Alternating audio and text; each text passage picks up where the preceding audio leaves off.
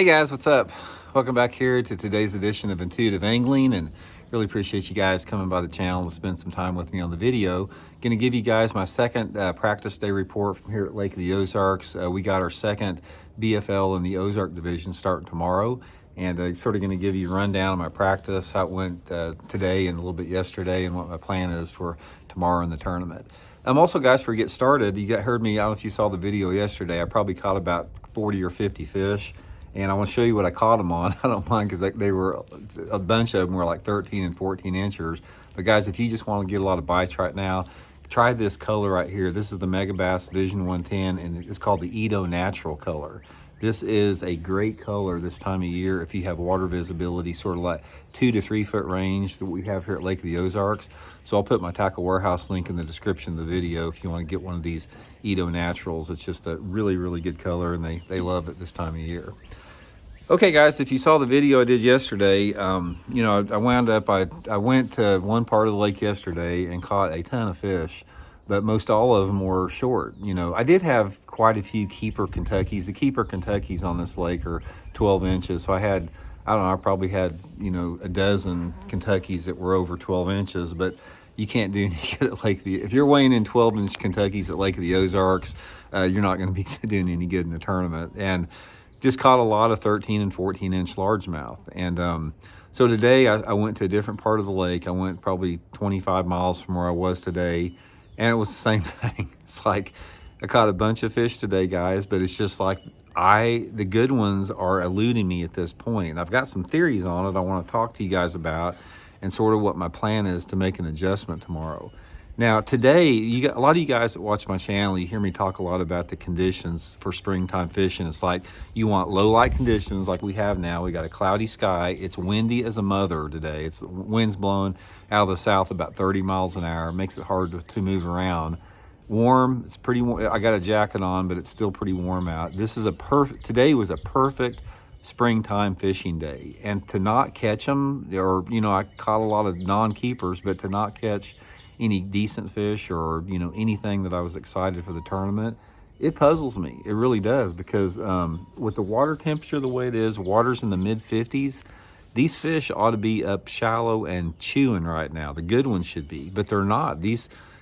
I know this lake really good, and it's like everywhere I have been so far, I have not found any quality fish at all. I'm not even talking to like 2.5 or 3 pounders. So that's got me perplexed a little bit. The fish just aren't up yet. It's like if the fish were up, you'd be catching a few of them. It doesn't take long, when you have the right conditions to catch them. I still think a lot of the bigger fish are out deep. I mean, I really do. And I think they're on their way. I think as we speak right now, these fish are wanting to move shallow. With the water temperature being 55 degrees and it warming up every day, we're almost into April.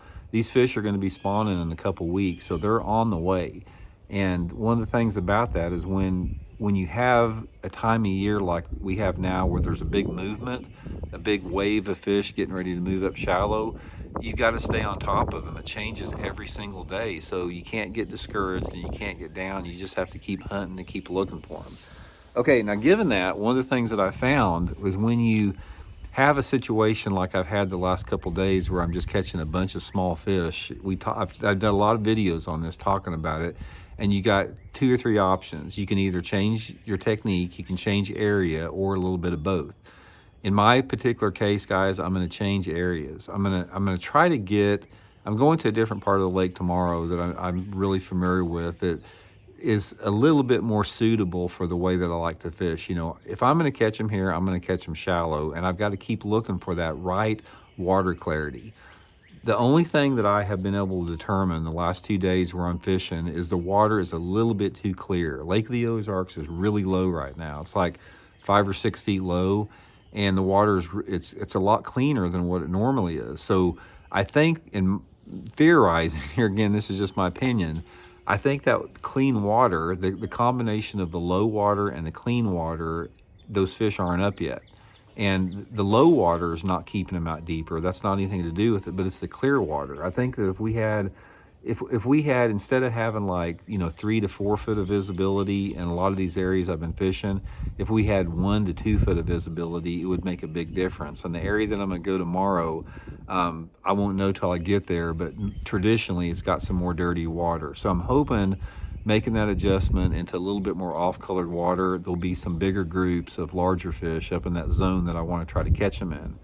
But that's fishing, man. It's a gamble. It's a roll of the dice. You have to, make the decisions that you want to make and go with it. But even this tournament, like every tournament up here, there's going to be a bunch of live scopers. That's probably how the tournament's going to get dominated. So for me, the way that I fish, in order for me to compete with those guys, I've got to find something a little bit more off the wall. I can't just go fishing and expect to compete with them. I have to gamble in sense of putting myself around areas that maybe lower percentage areas and baits that are lower percentage, but if it does work and you do get onto them, that it has potential to catch big ones. And if you're not in these tournaments, if you're not fishing techniques in areas that at least has potential for quality fish, you're never going to win a tournament. So that's the plan, guys. Overall, in a nutshell, after thinking about this and analyzing all this last 2 days, I'm going to make a change tomorrow into some dirtier water.